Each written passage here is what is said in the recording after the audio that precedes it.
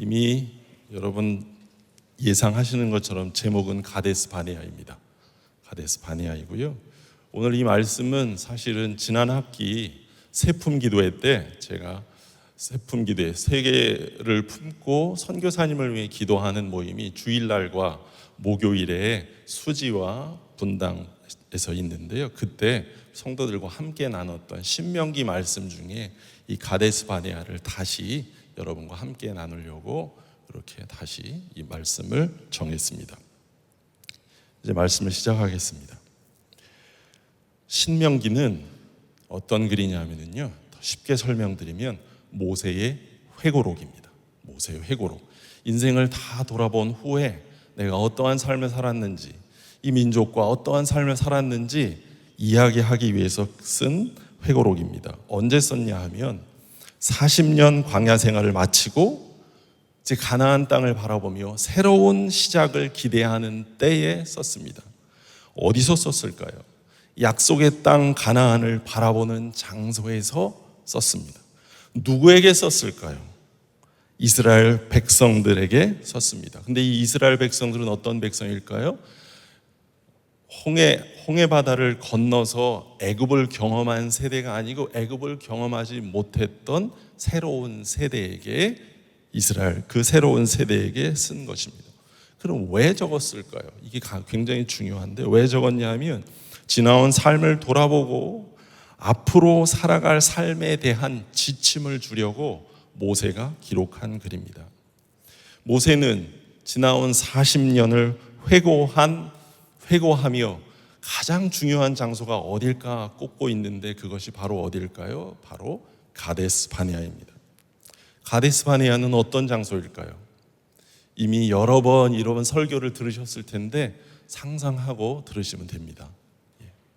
가데스 바네아는 어떤 장소일까요? 광야 같은 삶을 지나 새로운 삶을 앞둔 우리에게도 가데스 바네아가 있었던 것은 아닐까요? 지난 여름을 지내고 가을의 결실을 앞둔 우리에게 필요한 말씀이 오늘 이 가데스 바네아가 아닐까요? 인생 가데스 바네아는 도대체 어떤 장소가 되어야 할까요? 이스라엘 백성만 생각하지 마시고 우리도 생각하며 이 말씀을 함께 묵상하면 좋겠습니다. 첫째, 가데스 바네아는 기대와 사랑의 장소입니다. 기대와 사랑의 장소. 가데스 바네아 사건이 기록되어 있는 곳은 오늘 신명기 1장에도 나와 있지만 광야 사건을 기록한 민수기 13장에도 가데스 바네아 사건이 기록되어 있습니다. 그런데 자세히 보시면 민수기 13장의 사건과 신명기 1장의 가데스 바네아 사건이 좀 다릅니다. 가데스 바네아 사건의 가장 중요한 것은 민수기 13장에서는 정탐꾼을 보낸 것입니다. 근데 신명기 1장에는 정탐꾼을 보내라고 하나님이 말씀하지 않으셨습니다. 민수기 13장 1절은 이렇게 시작합니다. 여호와께서 모세에게 말씀하여 이르시되 사람을 보내어, 그렇게 되어 있습니다. 신명기 1장 21절과 22절은 이렇게 기록되어 있습니다. 너희 하나님 여호와께서 이 땅을 너희 앞에 두셨은즉 너희 조상의 하나님 여호와께서 너희에게 이르신 대로 올라가서 차지하라. 두려워하지 말라, 주저하지 말라 한즉. 그렇게 했는데 백성들이 어떻게 했다고요? 너희가 내 앞으로 나와 말하기를 우리가 사람을 우리보다 먼저 보내어 우리를 위하여 그 땅을 정탐하고 어느 길로 올라가야 할 것과 어느 성읍으로 들어가야 할 것을 우리에게 알리게 하자 하기에. 민수기 13장과 신명기 1장의 내용을 보면 하나님은 그냥 올라가라고 한 거예요. 모세를 통해 정탐꾼 보내지 말고 올라가라 라고 했는데 어떻게 했어요? 백성들이 우리보다 먼저 정탐꾼을 보내야 되지 않겠습니까? 그렇게 됐습니다. 민수기 13장과 신명기 1장의 내용이 달라요. 그런데 결국 하나님이 어떻게 하셨어요? 민수기 13장 내용에 보니까 정탐꾼을 허락하시고 보내셨습니다. 왜 정탐꾼을 허락하고 보내셨을까요? 왜 정탐꾼을 허락하고 보내셨을까요? 고민 많이 했습니다. 그리고 여러 많은 사건들을 찾아봤습니다. 결론은 이렇습니다. 하나님께서 그들을 기대하셨습니다. 하나님은 그들의 신명기 1장 그들의 요구를 들어주셨습니다. 기대의 다른 이름은 저는 사랑이라고 생각합니다. 그런데 끝까지 기대함은 끝까지 사랑함이라고 생각합니다. 하나님은 그들을 끝까지 기대하셨습니다. 그곳에서도 먼저 가셔서 그들을 지켜보고 준비하실 것이기에 그들을 기대하고 그래? 그럼 정탐꾼 보내라 라고 허락하신 것입니다. 신명기 1장 30절 보실까요? 이렇게 기록되어 있습니다. 함께 읽어보겠습니다. 1장 30절 시작. 너희보다 먼저 가시는 너희의 하나님 여호와께서 애굽에서 너희를 위하여 너희 목전에서 모든 일을 행하신 것 같이 이제도 너희를 위하여 싸우실 것이며, 하나님이 이렇게 하실 것이기에 기대하시며 그것을 허락하신 거예요. 그는 너희보다 먼저 그 길을 가시며, 신명기 1장 33절 이렇게 기록되어 있습니다. 그는 너희보다 먼저 그 길을 가시며 장막 칠 곳을 찾으시고 밤에는 불로 낮에는 구름으로 너희가 갈 길을 지시하신 자신이라. 지금까지 이렇게 살아오셨던 자셨기 때문에 너희가 그렇게 요청했어도 허락하셨다. 그리고 기대하셨다. 제가 선교사로 나가기 전에 훈련을 받고 그리고 바로 나가지 않고 한 6개월, 7개월 동안 침례 교단 행사를 하느냐고 대전 노은동에 살았습니다. 대전 노은동에 살았는데 그 장소를 제가 잊지 못합니다. 왜냐하면 그 장소는 노은동의 한 빌라에 살았는데요. 그 장소는 제가 큰아이에게, 첫째 아이에게 처음 가게에 심부름을 보냈던 장소이기 때문입니다. 그때 저희 아이가 3돌쯤 지났을 때입니다. 바로 저희 집 뒤에 있는 가게에 심부름을 보냈습니다. 가서 요거를 사오고 돈을 주인 아주머니에게 이만큼 주고 그리고 거스름돈을 이렇게 갖고 와. 지금 생각하면 무모한 일을 시켰던 것 같습니다. 그런데 저희가 그렇게 보낼 수 있었던 것은 잘할 수 있을 거야 하는 기대감이 있었습니다. 그리고 혹시 잘못되면 어떡하지? 란 사랑을 가지고 함께 보냈습니다. 그냥 보내고 제가 가만히 있었을까요? 쫓아갔습니다. 아이가 문을 열고 들어가는 것도 봤습니다. 그리고 다 계산을 하고 나와서 엄마 심부름대로 물건을 들고 오는 것을 봤습니다. 그리고 제가 안 쫓아간 것처럼 하고 집에 들어왔습니다. 혼자 보냈지만 결국 아빠는 몰래 따라갔고 그리고 모든 것을 마치고 돌아온 아이를 보며 모른 척하고 흡족해했던 기억이 납니다. 하나님은 그렇게 이스라엘 백성들에게 기대를 갖고 계셨습니다. 그리고 끝까지 기대하고 사랑하셨습니다. 그리고 그들의 요구를 들어주셨던 장소가 어디라고요? 바로 가데스 바네아입니다. 하나님 편에서 가데스 바네아는 이스라엘 백성을 향한 기대와 사랑의 장소였던 것입니다. 두 번째, 가데스 바네아는 어떤 장소일까요? 가데스 바네아는 충돌의 장소입니다. 충돌. 하나님의 말씀에 인간의 이성으로 도전한 장소입니다. 하나님의 말씀과 인간의 이성이 충돌한 장소입니다.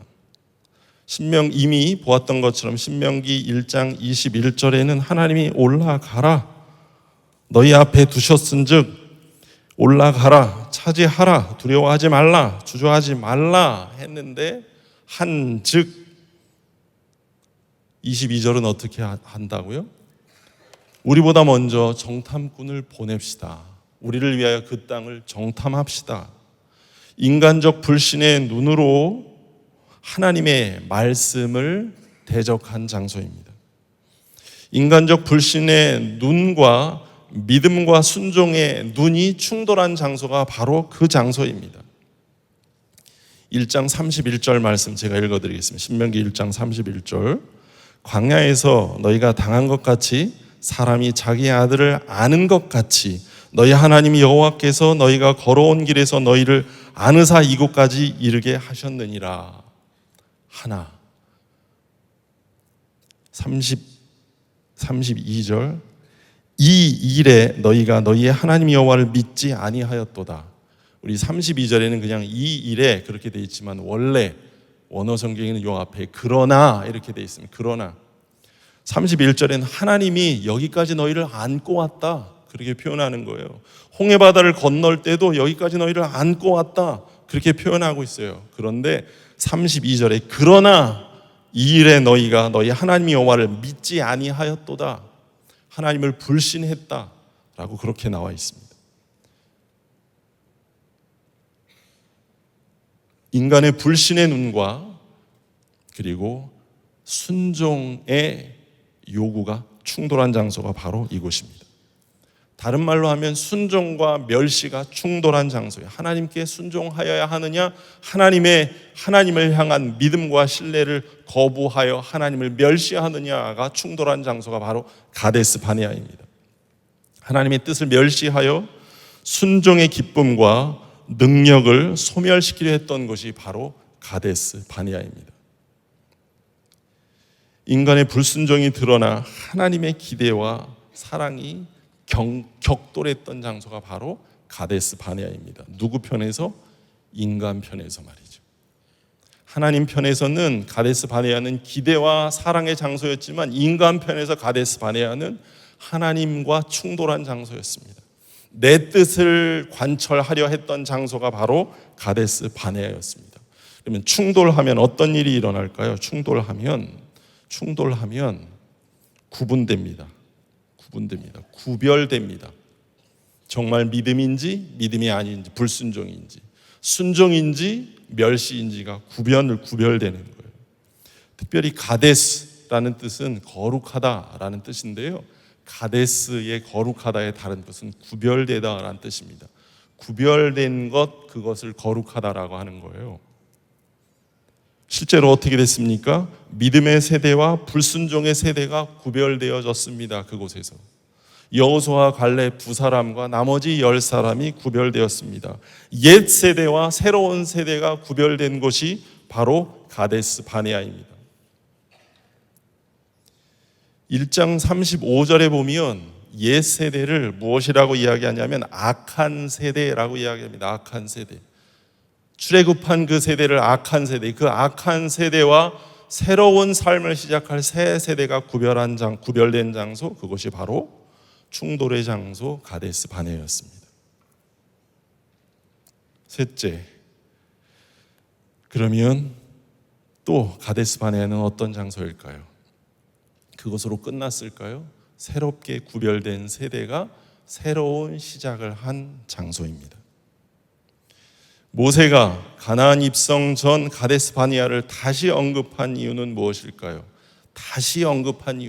이미 40년이 지났는데 바로 꼭 집어서 가데스 바네아를 언급한 이유가 무엇일까요? 광야도 지났습니다. 또 많은 일들이 있었습니다. 광야를 지나며 바위에서 물이 샘솟는 것도 있었습니다. 그런데 신명기를 시작하며 1장에 그것도 3번씩이나 가데스 바네아를 꼭 집어서 언급한 이유는 저는 2가지로 말씀드리고 싶은데요. 첫 번째, 새로운 시작의 땅이기 때문입니다. 새로운 시작의 땅, 특별히 새로운 세대의 시작의 땅이기 때문입니다. 신명기 1장 39절은 이렇게 기록되어 있습니다. 또 너희가 사로잡히리라 하던 너희의 아이들과 당시의 선악을 분별하지 못하던 너희의 자녀들도 그리로 들어갈 것이라. 내가 그 땅을 그들에게 주어 산업이 되게 하리라.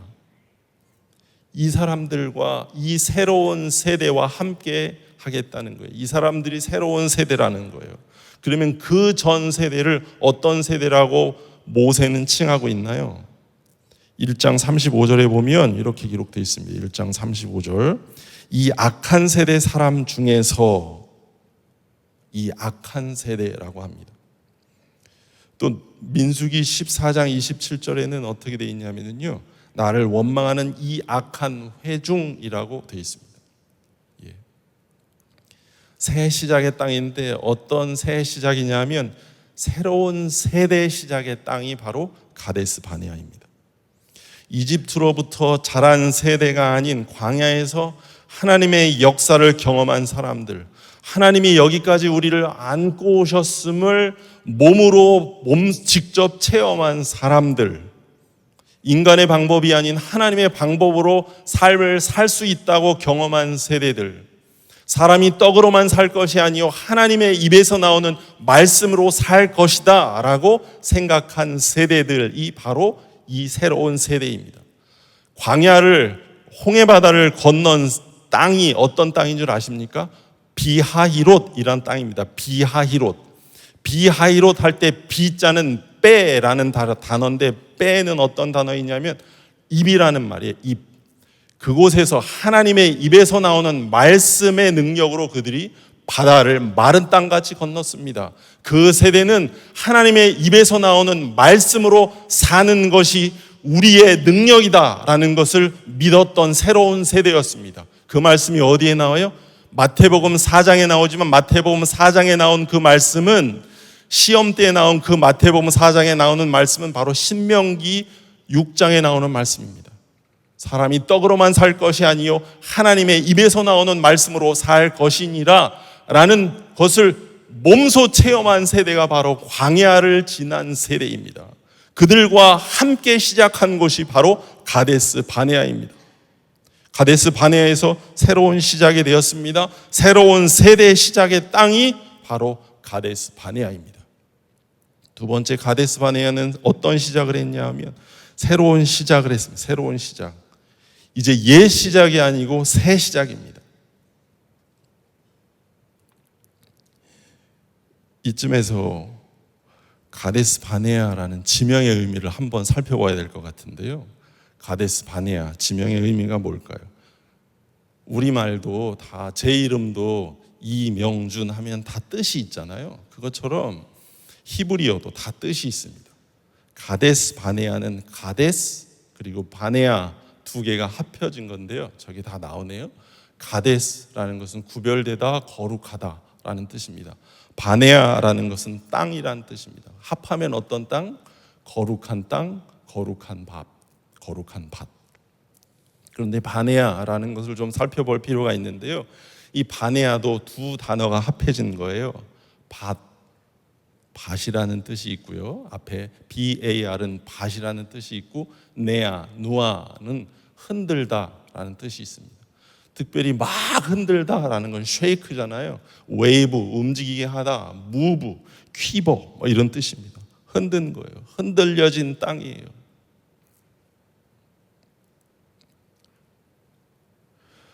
바네아, 흔들어서 움직이게 한 땅이에요. 기초가 흔들린 땅이에요. 조금 더 앞으로 나아가 볼까요?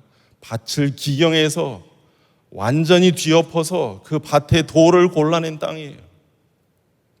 그곳이 어떤 땅이에요? 좋은 밭이에요. 그곳이 어떤 땅이에요? 거룩한 땅, 거룩한 밭입니다. 하나님이 그곳에서 백성들을 붙드셨어요. 그리고 백성들을 흔들었어요.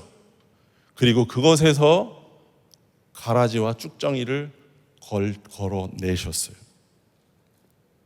가데스 바네아에서 하나님은 그들을 붙들었습니다. 하나님께서 그들을 붙들었습니다. 우리 편에서 하면 어떨까요? 가데스 바네아에서 우리는, 이스라엘 백성은 하나님께 붙들렸습니다.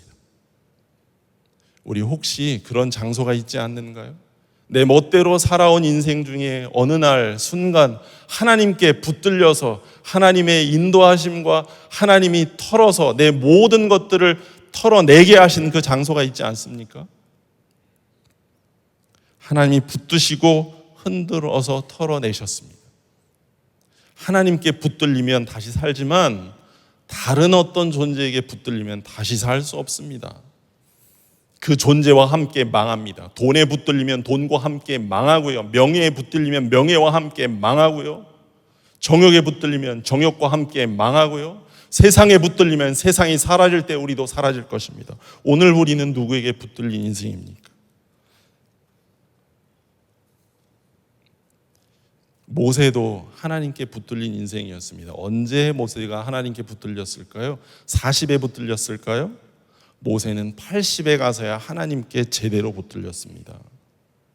40년 동안 미디안 광야에서 40에 도망간 후에 40년 동안 미디안 광야에서 장인의 양떼를 치고 있었던 목동이었을 때에 불타는 떨기나무 앞에서 모세가 다시 하나님께 붙들렸습니다. 하나님이 기대와 사랑으로 불타는 떨기나무 앞에서 모세에게 나타나셨습니다. 불이 붙어 있으나 그 떨기나무가 사라지지 않는 그 큰 광경에 모세가 당황했습니다. 모세가 흔들렸습니다. 내가 지금까지 배웠던 물리학으로는 도저히 이해할 수 없는 이 광경이 무엇인가 하고 모세가 흔들렸습니다. 그 앞에서 모세는 새로운 시작을 합니다. 출애굽기 3장 5절은 이렇게 기록되어 있습니다.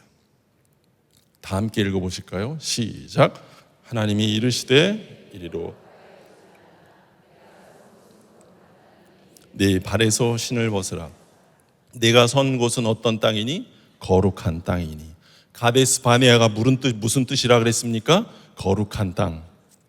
그곳에서 모세는 하나님께 다시 붙들렸습니다. 그리고 그곳에서 다시 시작했습니다.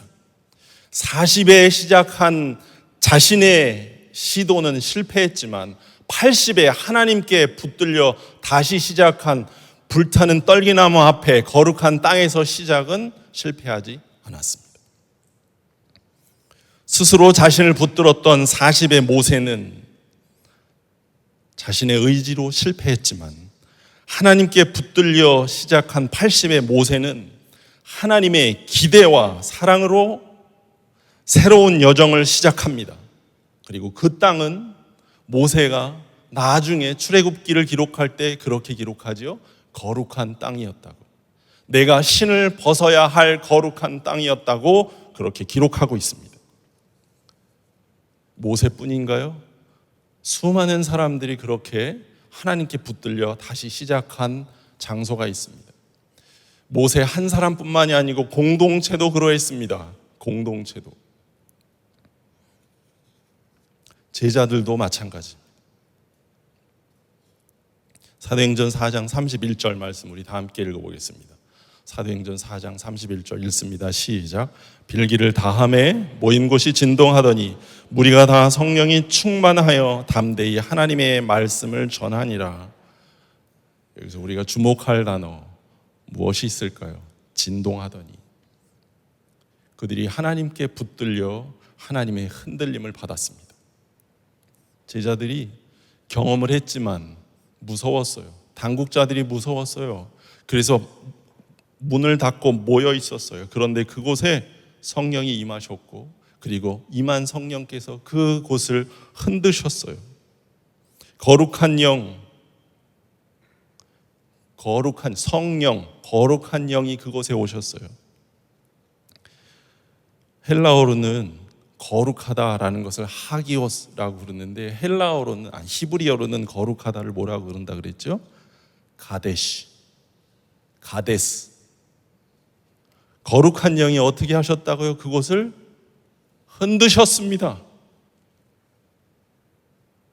거룩한 영, 가데스가 그곳에 임재하셔서 그곳을 흔드셨습니다. 그리고 그들은 새로운 세대로 담대히 하나님의 말씀을 전하기 시작합니다. 이제 새로운 세대가 시작됐어요. 새로운 어떤 세대가? 교회가 시작됐습니다. 아까 말씀을 못 드렸는데요. 가데스 바네아, 새로운 세대가 시작됐다 그랬잖아요. 그 새로운 세대가 시작된 것을 스데반은 무엇이라고 이야기하는지 아십니까? 스데반이 사도행전 7장에 쭉 설교를 하는데요. 굉장히 대단한 설교를 합니다. 대단한 설교를 하는 중에 무엇이라고 이야기하면 광야 생활을 우리 조상들의 광야 교회라고 이야기합니다. 광야 교회. 그들이 새로운 세대를 시작하며 그들이 교회가 된 거예요. 이 제자들도 함께 새로운 세대가 일어나며 교회가 됐습니다. 그들은 새로운 세대로 지금까지 경험해 보지 못한 새로운 모임이 생겼는데 그 모임이 바로 교회였고 새로운 세대로 담대히 하나님의 말씀을 전하기 시작했습니다. 오늘 우리도 그렇게 성령님께 붙들려 새로운 세대로 일어나기를 소망합니다. 담대히 하나님의 말씀을 선포하는 새로운 세대가 되기를 소망합니다. 하나님께서 예수를 이 땅에 보내심은 기대와 사랑을 가지고 이 땅에 보내셨습니다. 그것이 십자가는 그 하나님의 의지에 대한 인간의 거절입니다. 충돌입니다. 하지만 하나님은 성령을 보내셔서 모인 곳을 진동하시고 새로운 세대를 시작하셨습니다. 그 새로운 세대, 뉴 제네레이션이 뭔가요? 바로 교회인 거예요. 교회. 그래서 교회는 소중합니다. 지금까지 없었던 새로운 세대니까요. 지금까지 없었던 새로운 신인류니까요. 하나님이 오늘 붙들고 계신 교회, 그래서 소중합니다. 하나님이 붙들고 안고 있는 사람이 소중한 것처럼 하나님이 붙들고 있는 교회는 세상에 누구도 감히 공격할 수 없습니다. 음부의 권세가 이기지 못하는 권세가 바로 교회에 있음을 우리는 알고 있습니다. 모세가 새 시대 백성과 가나안 땅을 보며 전달한 메시지는 주님께 붙들린 인생이 진정한 시작이다 라는 것입니다. 주님 손에 붙들린 인생이나 공동체는 흔들려도 다시 시작합니다. 거룩한 떨기나무 앞에서 거룩한 땅에서 다시 시작한 모세처럼 당국자들의 공포와 두려움에 있었지만 성령의 임재로 교회가 다시 시작되었던 것처럼 우리 인생 가운데 친히 찾아오시는 주님으로 우리 인생이 다시 시작되기를 주님의 이름으로 축복합니다. 우리 공동체 가운데 친히 다시 찾아오시는 주님으로 새로운 시작 꿈꾸는 교회가 되기를 주님의 이름으로 축복합니다.